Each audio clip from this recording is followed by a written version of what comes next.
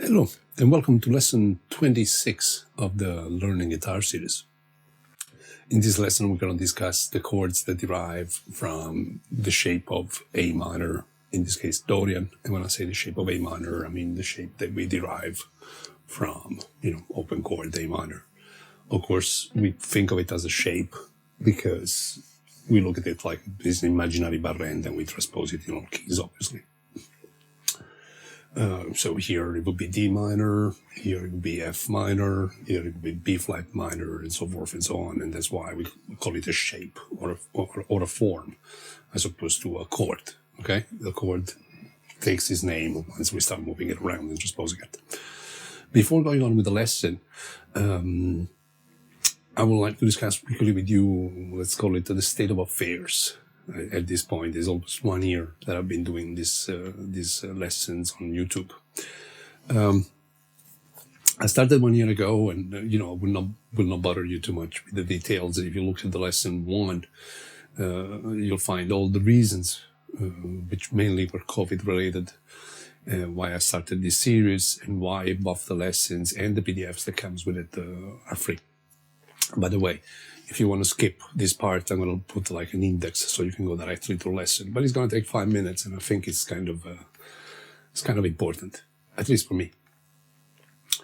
Anyway, I started this thing last March, and by August, I lost my job at university. Actually, I didn't lose my job at university. I left my job at university. Reason being, for some reasons, the university I used to work for decided that it was appropriate to slash our wages literally in half, although the number of students at uni didn't decline. Now, I'm not going to go into the merit of, how ethical that is. Nevertheless, I decided to leave that job, because I, felt rather insulted by what happened. So in October, I started a Patreon page. This was suggested to me by a couple of friends. I'm not really internet savvy, as they say. So I started one of those things because, of course, as a musician, besides being a teacher, as a musician, the lockdown, which in England has been quite severe in stages. So we're still in lockdown as I speak since December, right? So it's been tough in a way since no teaching and no gigging, right? As you can imagine. Nevertheless, I kept the Patreon there. It's not something that I've planned ahead, to be honest with you.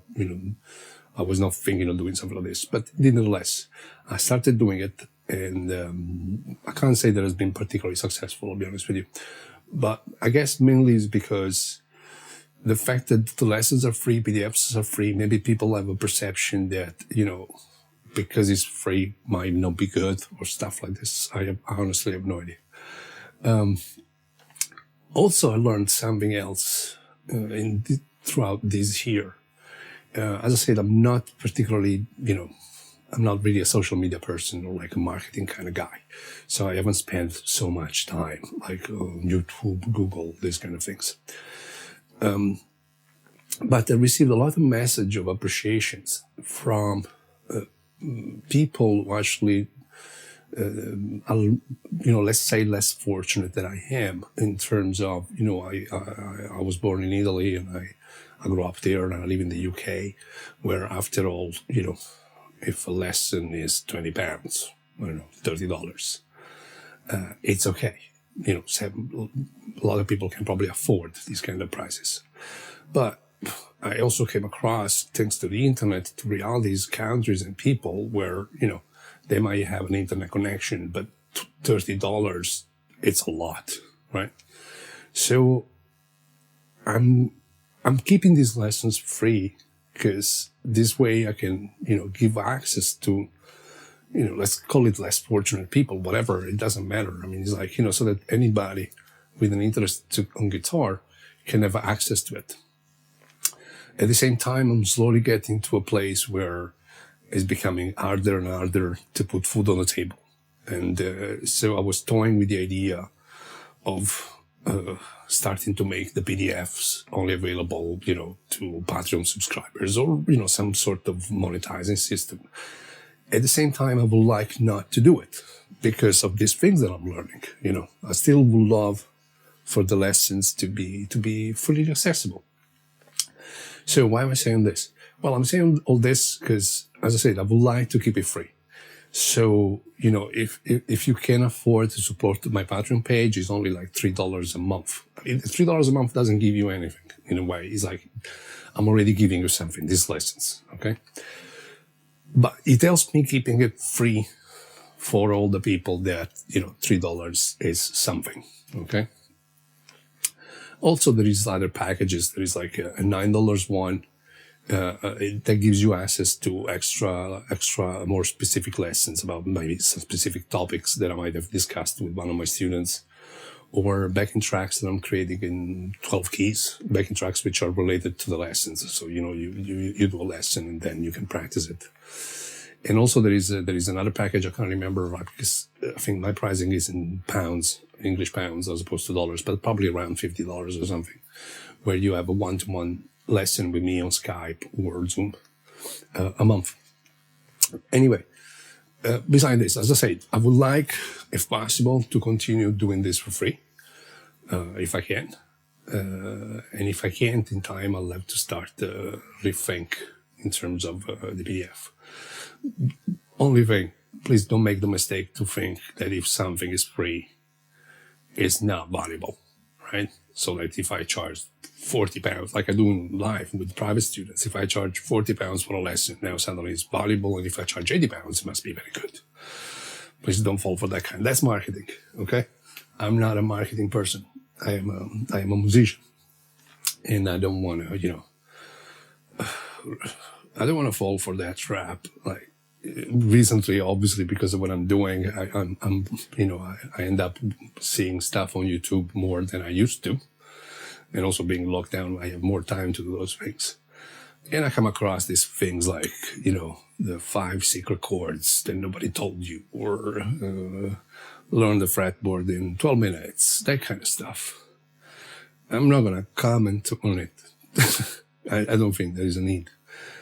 But as I say, don't think that because something might be free might not be valuable. So if it's valuable, and if you think you can afford it, then help me out with this project so that I can, you know, continue doing it for free while putting some food on the table, obviously. Is appreciated. Okay. End of the 1 year speech. I'll do another one. Let's call it the state of affairs. I'll do another one next year. Come, you know, April next year. And now let's get on with the lesson. As usual, I prepared a PDF that goes with it. I'll show it to you. It's kind of self-explanatory, but, you know, if it's the first time you see any of my lessons, and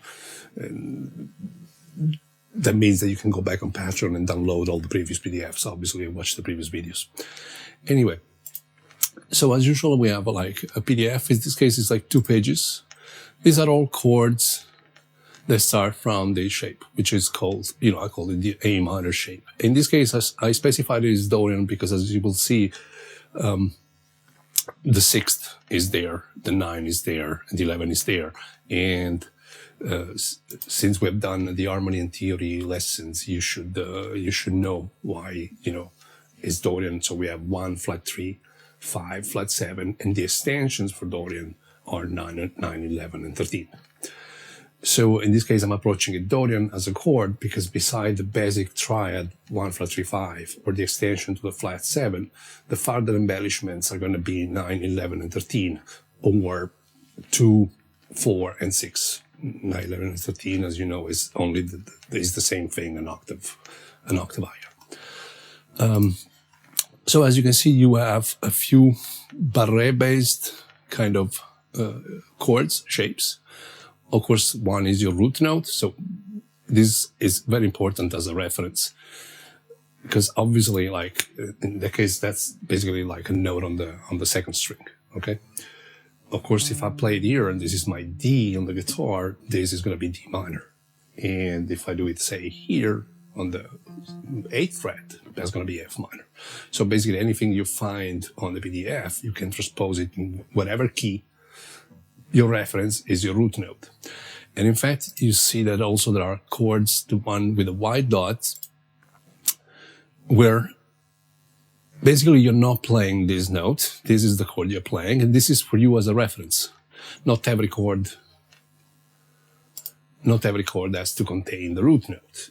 As I mentioned previously, personally, I like to use the root note if I'm in a contest where I'm comping for somebody else and there is no bass player. So say duo, guitar and voice. All right, that's the most obvious. In the case, I like to carry the root note in the chord. But say if there is a bass player, and obviously more likely he's going to play the root note in his playing, then, the root note is something that we can get rid of.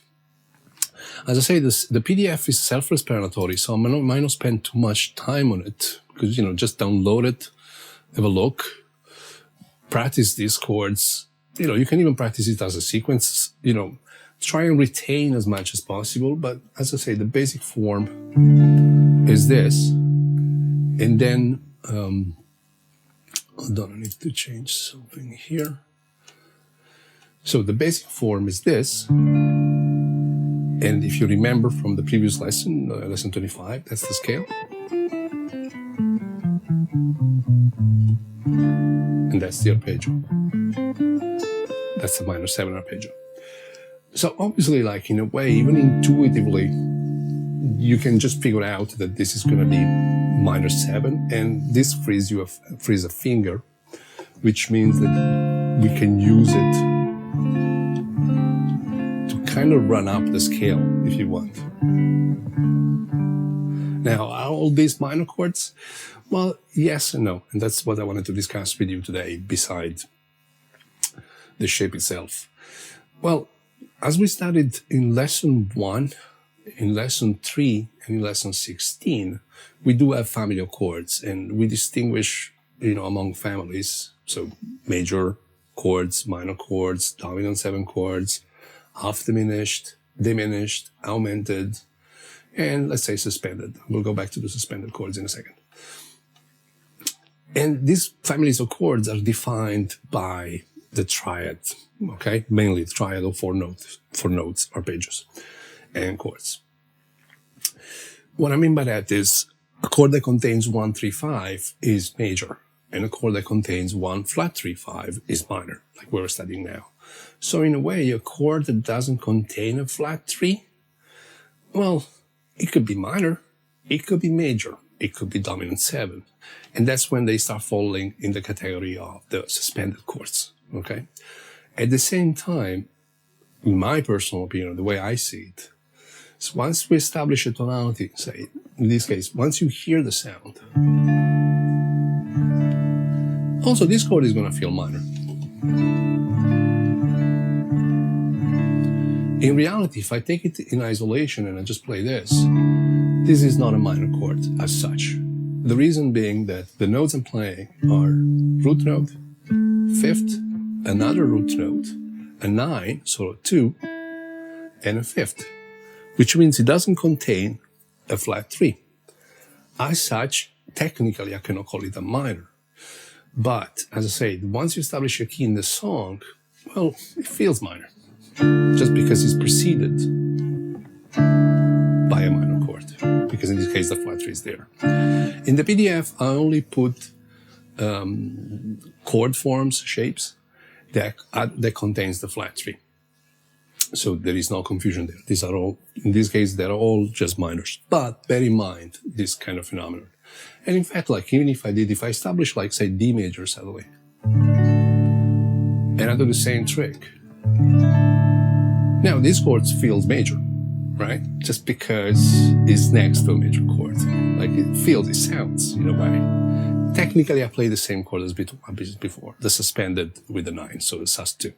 1, 5, 1, 9, 5. But next to a minor, it sounds minor. Next to a major, it might sound major. So, as I said, I didn't include them, but if you haven't understood yet how we kind of differentiate families of chords, and have a look at lesson 1, 3, and 16. Now, the reason I allow myself to omit the root notes, so, for example, in this PDF, you find chords. I'll do this in E so I can use, the empty on the bass. So we're looking at this. Okay. One of the shapes looks like this. And in fact, it's got flat 3, 5, root note, and that's another flat 3. In isolation, this is actually a major 6 chord, believe it or not. So you studied this chord when you do the major. But in the context of E, for example, in this case, as you can see, it sounds minor. Because that's a flat 3 from an E perspective. So if E is number 1, in this case is a G, is a flat 3. So you'll have several shapes included in the PDF where you see those white dots, which are notes you're not playing. So like in this case, where you're only playing 4, 1, flat 3, flat 7, flat 3, 5, 6, flat 3, 5, flat 7, flat 3, 6. Because in a way, we say major is 1, 3, 5. Minor is 1, flat 3, 5. And as we will see in the future, dominant 7 is 1, 3, 5, flat 7. Before we go into, let's call them more jazzy sound, like those, like, you know, half diminished, augmented, let's say less pop type of sounds. If you just look at major and minor, major 1, 3, 5, minor 1, flat 3, 5. So when you're constructing a chord, what the difference between the two is the third. It's either major third or it's a flat 3. I can always omit the root note, especially if there is a bass player, because that's not what's defining the chord. And I can always remove the fifth, because that's also not defining the chord. These are in common in between major and minor. It's the flat 3 that kind of makes me hear, oh, that's minor, or oh, that's major. In other words, let's go back to E. This is a flat 3 here, and this is a flat 3 here. For as long as I contains those, every other note in the scale will give me a nice sound. Now this is 4, flat 7, flat 3.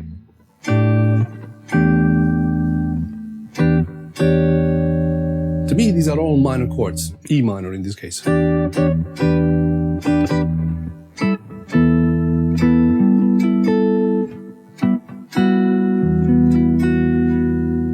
Because of the flat 3, okay?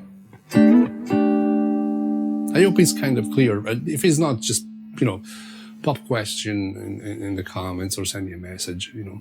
But as I said, like the way we look at this is, in this particular PDF, I strictly kept in minor in the sense that the flat 3 is always present, is either here or here. The root note is not necessarily always there. Same thing, the fifth might not always be there. And also I structured in a way that some chords start with the root in the bass. Some chords have the flat 3 in the bass, and some chords might have the fifth in the bass. So they're not necessarily inversions. They're just, you know, different ways in which you can approach a chord. So in other words, it's like saying, okay, this is root note, flat 7, flat 3, 5. So that's a minor 7 chord. So let's say E minor 7, because that's the root. That's why I'm saying is E minor, D minor, C minor, B minor, etc. But sometimes I might want to do it with a fifth in the bass. I hope it makes sense. Or you can do it with a third in the bass. That's when your arpeggio study is recommended, because when you're doing arpeggios, you're playing, you know, most likely a lot of triadic kind of arpeggios were extended to the seventh. So if you studied the arpeggios that we did in the previous lesson, you know that's 5, flat 7, 1, flat 3, 5, flat 7, 1. So you kind of know where the basic chord tones are, okay?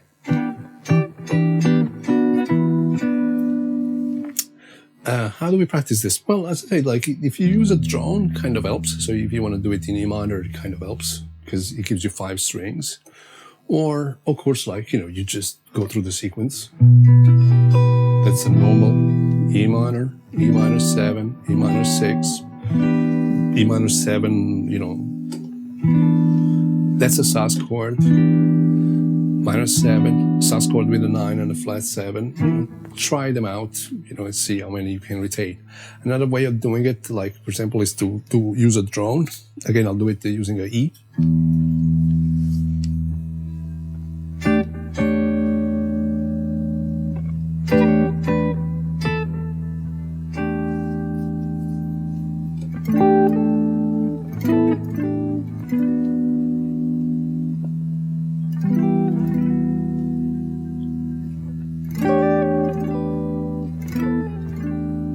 That's a 6 over here.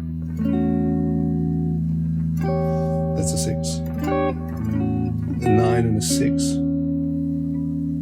And a 4. You can explore the entire scale as far as I'm concerned. For as long as you're aware of this distinction of when something is sus, is a sus chord. So like the chord doesn't contain a third, either major or minor. So you cannot really say if it's a major chord or minor chord.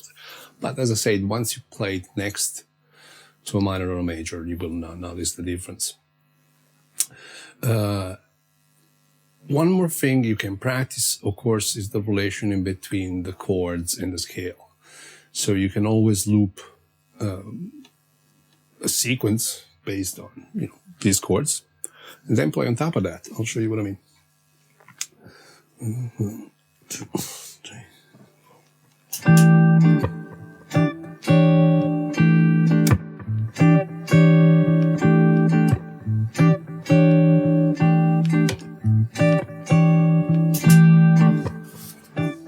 So we have a sequence, right? This is all you need. That's our scale.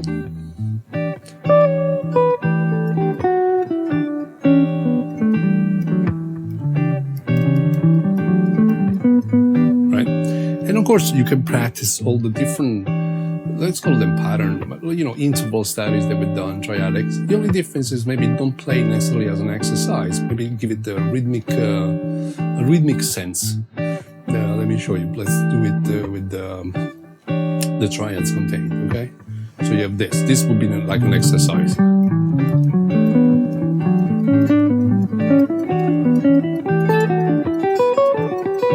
Right, not very musical. But if we start doing this,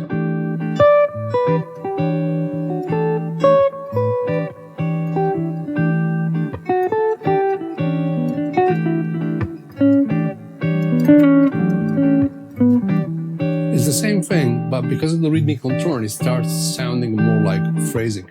Same thing with the intervals.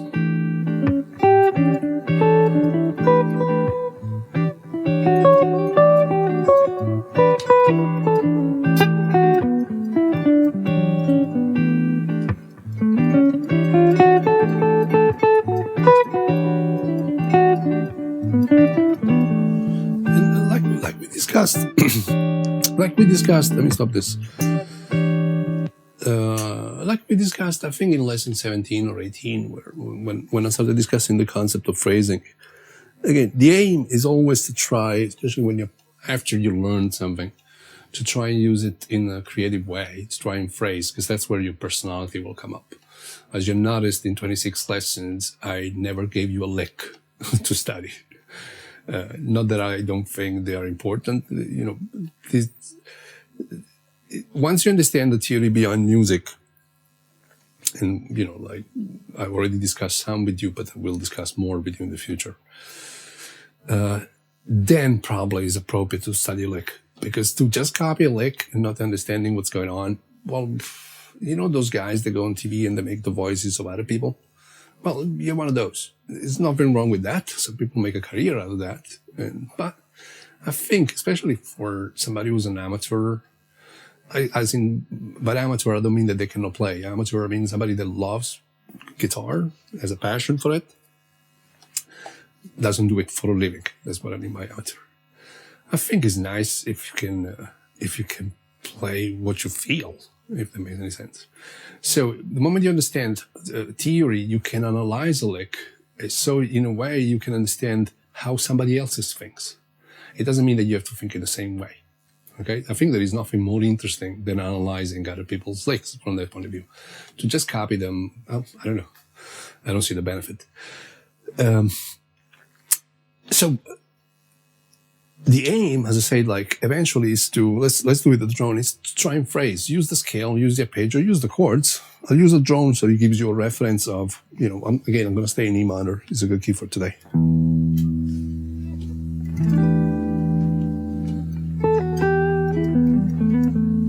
You see, you can feel it's minor because I just played a segment of the arpeggio. And that flat 3 is making you hear a minor sound, even if I'm not playing a chord as a chord.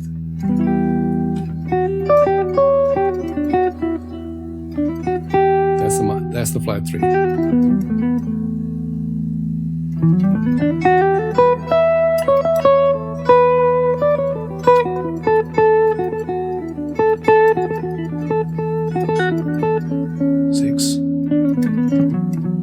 Try and land, so the last note of your phrase is on a different interval, so you can hear how it resolves your phrase or not. In terms of some notes, they resolve it neatly. By resolving it, I mean, you create a tension and then you resolve it. So it's a point of rest. Some other notes resolve less. We're still talking embellishments here, not alterations. We'll discuss those in the future. But even embellishments, you'll notice how obviously the root note will feel more like a resolution, the flat 3, the 5, and as you move away from the triad, it still resolves, but in a different fashion. So like, as you do that, your ears will develop you're training your ears in a way at the same time. So let me show you what I mean. So I'm gonna finish on ninths, so on seconds. This note, or this note, okay?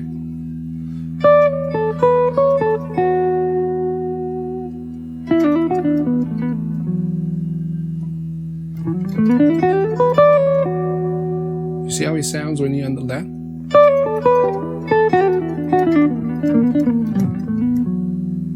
Let's try a flat 7, which is this.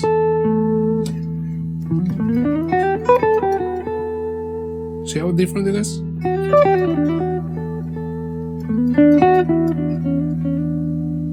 Let's finish on the 5th.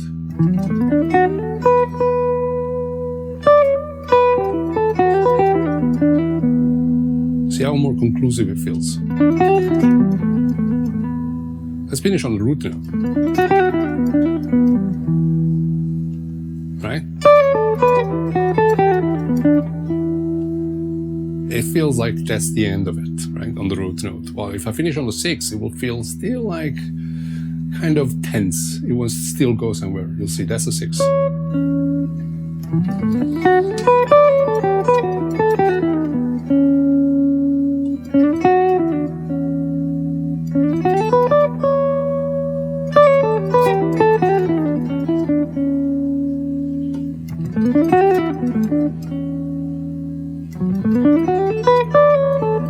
That's a 4th.